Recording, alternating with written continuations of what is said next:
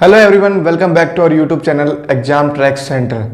देखो, इस वीडियो में से एक क्वेश्चन जो है इंपॉर्टेंट बनता है 1 नंबर में स्पेशली, और 3 नंबर में भी डेफिनेशन अगर पूछ सकते हैं तो तीनों एक साथ पूछेंगे। इसमें क्या पढ़ेंगे हम, अर्थ के मैग्नेटिक एलिमेंट क्या है।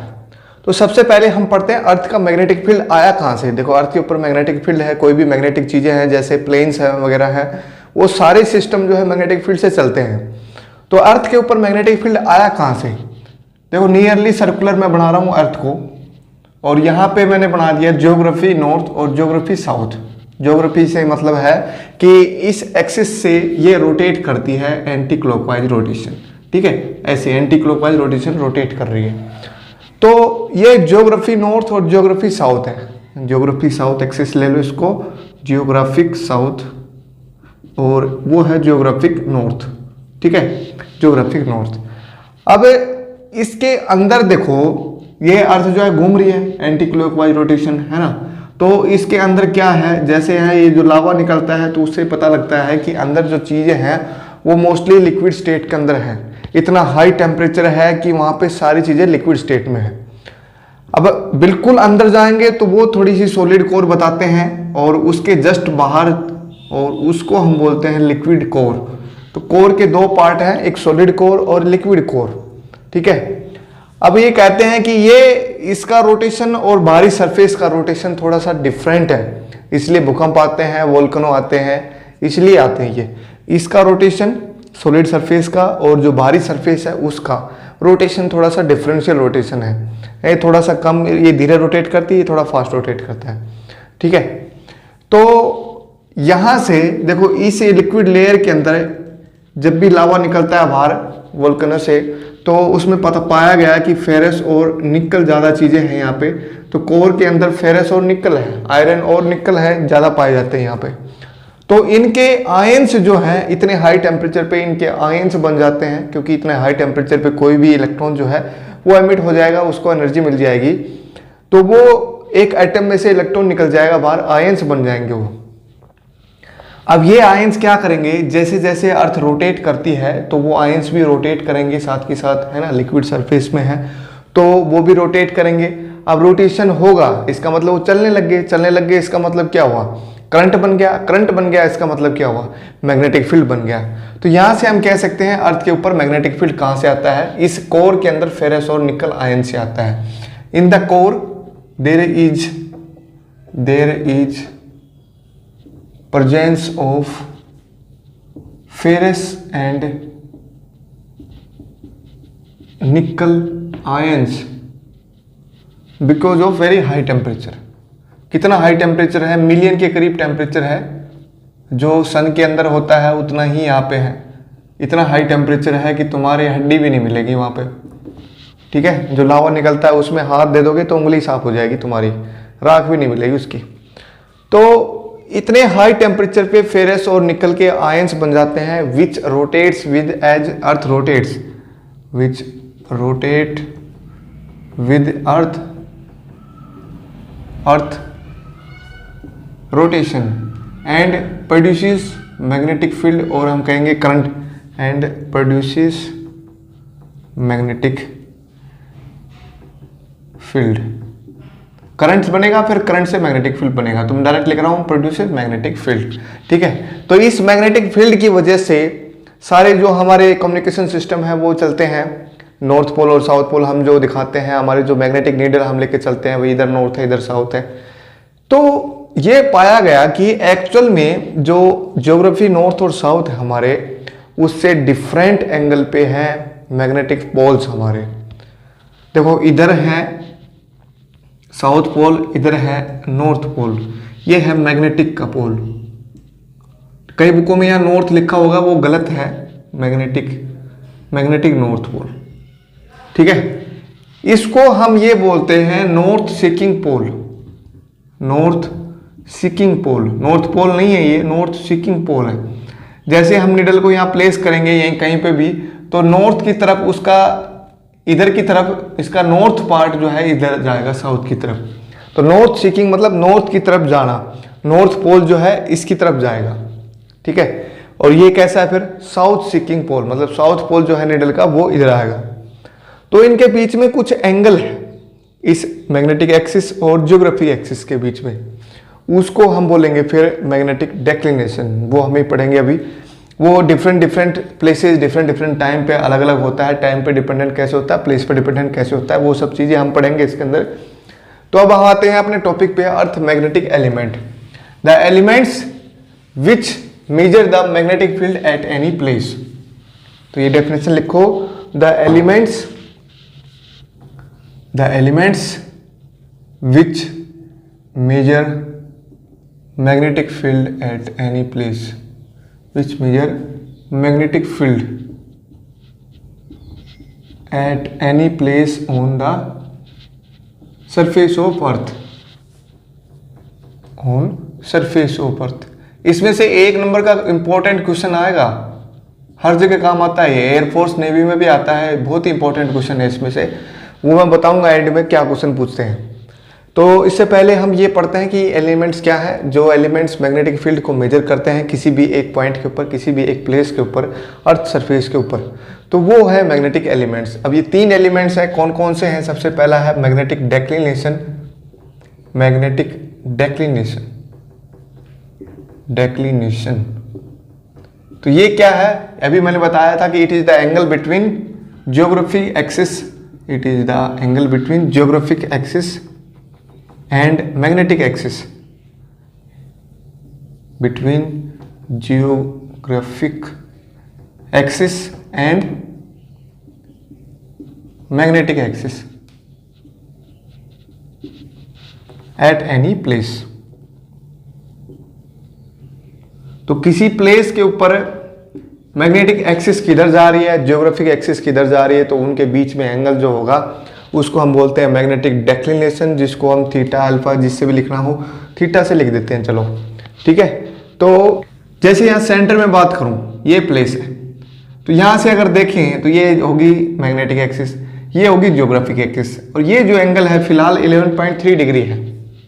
लेकिन कोई डिफरेंट प्लेस से देखोगे यहाँ से, तो ज्योग्राफी एक्सिस इसकी इधर बनेगी साउथ पोल की तरफ, और मैग्नेटिक एक्सिस इधर बनेगी। तो ये एंगल जो है डिफरेंट आएगा as compare to this angle. तो ये डिपेंड किस पे करता है? प्लेस के ऊपर, और किस पे डिपेंड करता है? टाइम पे भी डिपेंड करेगा, क्योंकि जो मैग्नेटिक एक्सिस है ना, ये मैंने बताया डिफरेंशियल रोटेशन है कोर का, तो मैग्नेटिक पोल्स जो है वो चेंज होते रहते हैं। मतलब मैग्नेटिक ये जो एंगल है इनके बीच में, ये चेंज होता रहता है विद रेस्पेक्ट टू टाइम। एक कई करोड़ों साल बाद ऐसा होगा कि साउथ पोल जो है इधर हो जाएगा, नॉर्थ पोल इधर हो जाएगा, पूरा रिवर्स हो जाएगा मैग्नेटिक फील्ड। एक टाइम ऐसा भी आएगा ज्योग्राफिक एक्सिस और मैग्नेटिक एक्सिस सेम होगी। ठीक है। तो it is dependent on place and time, दोनों पे डिपेंड करता है। ठीक है। किसी भी जगह के ऊपर सरफेस ऑफ अर्थ पे और टाइम पे डिपेंड करता है ये मैग्नेटिक डेक्लिनेशन। समझ में आया? नेक्स्ट हम पढ़ते हैं अब एंगल ऑफ डिप। ये इंपॉर्टेंट है थोड़ा सा, एंगल ऑफ डिप और मैग्नेटिक इंक्लिनेशन। मैग्नेटिक इंक्लिनेशन ये क्या है? It is the angle between, definition लिख लो इसकी, it is the angle between horizontal component of magnetic field, horizontal component of magnetic field with total magnetic field, with total magnetic field। किसी भी point के ऊपर, किसी भी प्लेस के ऊपर, वहां पे टोटल मैग्नेटिक फील्ड की डायरेक्शन हम बता सकते हैं। कैसे बताएंगे अभी मैं बताऊंगा। और हॉरिजॉन्टल कंपोनेंट भी हम बता सकते हैं। जैसे ये कोई प्लेस है मेरे ऊपर, ठीक है, तो यहाँ पे हॉरिजॉन्टल कंपोनेंट क्या होगा? जस्ट इसके टेंजेंट ड्रॉ कर दो, ये हॉरिजॉन्टल कंपोनेंट होगा, है ना। और मैग्नेटिक एक्सिस जो है वो है ऐसे साउथ से नॉर्थ, तो मैग्नेटिक जो फील्ड होगा उसकी डायरेक्शन इधर आएगी। तो एंगल ऑफ डिप क्या होगा? ये है, इसको लेट से मैं लिख देता हूँ डेल्टा से, या फिर अल्फा से भी लिख सकते हो। डिप में डेल्टा साइन कुछ आ रहा है तो डेल्टा ही ले लो इसको, ठीक है। तो it is the angle between horizontal component and magnetic field, total magnetic field at any place. तो हॉरिजॉन्टल कंपोनेंट कैसे ड्रॉ करते हैं, जस्ट टेंजेंट ड्रॉ कर दो सरफेस के और टोटल मैग्नेटिक फील्ड आपको पता लग जाएगा। वैसे ही निडल रखोगे तो किस साइड में नॉर्थ पोल है, किस साइड में साउथ पोल है, तो वहां से पता लग जाएगा आपको। तो ये जो एंगल है ये कहते हैं हम इसको एंगल ऑफ डिप। थर्ड इसका कंपोनेंट है मैग्नेटिक एलिमेंट्स का, क्या कंपोनेंट है वो, horizontal component of magnetic field. जो अभी हमने पढ़ा है यही है, horizontal component of magnetic field. ये तीनों एलिमेंट ऐसे हैं जो काम आते हैं मैग्नेटिक फील्ड को मेजर करने में, वो भी मैं बताऊंगा कैसे। Horizontal component of magnetic field, component of magnetic field, इसमें डेफिनेशन लिखने की जरूरत नहीं है क्योंकि पहले ही दिख रहा है इसमें क्या है, हॉरिजॉन्टल कंपोनेंट है ये, ठीक है। तो हॉरिजॉन्टल कंपोनेंट को मैं लिखता हूं H से, और इन टर्म्स ऑफ B वो उसको क्या लिखूंगा, देखो जिस साइड में एंगल होता है उस साइड में क्या आता है, कोस आता है, तो B कोस डेल्टा। और वर्टिकल कंपोनेंट क्या होगा, वर्टिकल कंपोनेंट जस्ट इसके परपेंडिकुलर, ये वर्टिकल कंपोनेंट, तो वर्टिकल कंपोनेंट क्या होगा, B साइन ऑफ डेल्टा। यहाँ पे इनको स्क्वायर और ऐड कर देंगे क्योंकि यहाँ पे कोस है यहाँ पे साइन है, तो इनका स्क्वायर और एडिशन करेंगे तो 1 हो जाता है, cos square plus sine square. तो H square plus V square is equal to क्या बच जाएगा, सिर्फ और सिर्फ बी स्क्वायर। तो बी आ गया मेरे पास H square plus V square का अंडर रूट। और एंगल ऑफ डिप अगर निकालना है तो इनको डिवाइड कर दो दोनों को, तो ये बनेगा v by h equal to tangent of, यहाँ पे भी डेल्टा ले लो साथ में, टेन ऑफ डेल्टा, तो डेल्टा आ गया tan inverse v by h. तो ये है एंगल ऑफ डिप निकालने का तरीका। तो देखो ये तीनों एलिमेंट हो गए हमारे पास, कौन कौन से, magnetic declination, angle of dip और मैग्नेटिक इंक्लिनेशन, जिसको बोलते हैं हॉरिजॉन्टल कंपोनेंट और मैग्नेटिक फील्ड। तीनों ही एलिमेंट क्या करते हैं, अर्थ के मैग्नेटिक फील्ड को किसी भी प्लेस के ऊपर मेजर करना है तो उसमें काम आते हैं। ये कैसे काम आ रहे हैं, देखो यहाँ से देख लो, एंगल ऑफ डिप हम निकाल सकते हैं एक्सपेरिमेंटली, तो यहाँ से टेन इनवर्स ये v और h में रिलेशन आ जाएगी हमारे पास। एंगल ऑफ डिक्लिनेशन भी हम निकाल सकते हैं, है ना। और फिर हमें क्या करना है, हॉरिजॉन्टल कंपोनेंट और मेजर करना है। हॉरिजॉन्टल कंपोनेंट कैसे मेजर होगा, उसके भी इंस्ट्रूमेंट हैं, वो भी मेजर कर पाएंगे। तो हॉरिजॉन्टल कंपोनेंट हो जाएगा तो वर्टिकल कंपोनेंट भी निकल जाएगा, और वर्टिकल कंपोनेंट अगर निकल गया तो मैग्नेटिक फील्ड हमारा मेजर हो जाएगा अपने आप ही। ये फॉर्मूला याद रखना है, ये फॉर्मूला याद रखना है, और ये भी याद रखने हैं दोनों के दोनों, ठीक है। तो ये सारे फॉर्मूले थे इसके अंदर। अब हम पढ़ते हैं जो इंपॉर्टेंट क्वेश्चन आता है वो क्या है। या तो यहाँ पर दे देंगे वर्टिकल कंपोनेंट तुम्हें मेजर करा हुआ है कितना है, हॉरिजॉन्टल कंपोनेंट कितना है वो दे देंगे तुम्हें, टोटल मैग्नेटिक फील्ड पूछ लेंगे वहां से।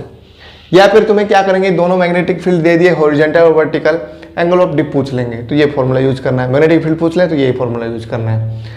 अब और क्वेश्चन क्या है जो मोस्ट इंपॉर्टेंट है, एट इक्वेटर एंड पोल्स पे। देखो मैंने सिंबल यूज किया है वही मैं यूज कर रहा हूँ, यहाँ से डेल्टा और एच वी, जो सिंबल मैंने यूज किए हैं ऊपर वही मैं यूज कर रहा हूँ। तो यहाँ पे डेल्टा कितना होगा, एच कितना होगा, वी कितना होगा। देखो इक्वेटर पे है, इक्वेटर मतलब जो बीच का हिस्सा होता है, पोल्स के जियोग्राफिक नॉर्थ और साउथ इनके बीच में, तो ये है हमारा इक्वेटर, ठीक है। अब इक्वेटर पे देखना है क्या, एंगल ऑफ डिप। अब देखो हॉरिजॉन्टल कंपोनेंट किस साइड में होगा, यहाँ पे इस साइड में, जस्ट टेंजेंट टू दिस। और टोटल मैग्नेटिक फील्ड किस साइड में होगा, वो भी सीधा ही जाएगा, तो सीधा जाएगा तो ये भी इधर ही होगा। मैग्नेटिक फील्ड और हॉरिजॉन्टल कंपोनेंट दोनों ही एक साइड में ही है ना, दोनों एक साइड में है। तो यहाँ पे देखो क्या प्रूव कर सकते हैं, इन दोनों के बीच में एंगल कितना होगा, फिर 0 डिग्री होगा। तो यहाँ से 0 डिग्री निकल सकता है हमारा, ठीक है। और यहाँ से फिर हॉरिजॉन्टल कंपोनेंट भी निकल जाएगा। हॉरिजॉन्टल कंपोनेंट कितना होगा, सिंपल b के बराबर होगा, और वर्टिकल कंपोनेंट कितना हो जाएगा, 0। सिमिलरली आप पोल्स पे देखते हैं, जरा यहाँ पे देखो, हॉरिजॉन्टल कंपोनेंट किस साइड में होगा, इस साइड में, और वर्टिकल कंपोनेंट होगा इस साइड में, है ना। तो एंगल कितना बन रहा है इन दोनों के बीच में, 90 डिग्री। तो यहाँ पे 90 डिग्री हो जाएगा। हॉरिजॉन्टल कंपोनेंट में पुट करेंगे 90, कोस 90 कितना होता है, 0, तो ये 0 हो गया। वर्टिकल कंपोनेंट कितना हो गया, b हो गया। तो ये क्वेश्चन इंपॉर्टेंट बनता है यहाँ पे, find the angle of dip at the poles और एट द इक्वेटर। क्वेश्चन ये सीधा सीधा पूछ लेते हैं, तो 0 और 90 डिग्री में कंफ्यूजन रहेगा तुम्हें।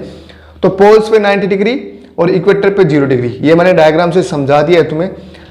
आई होप सभी को समझ में आ गया होगा मैग्नेटिक एलिमेंट्स क्या है। 1 नंबर का क्वेश्चन बहुत ही इंपॉर्टेंट है एयरफोर्स एग्जाम्स के लिए, नेवी एग्जाम्स के लिए।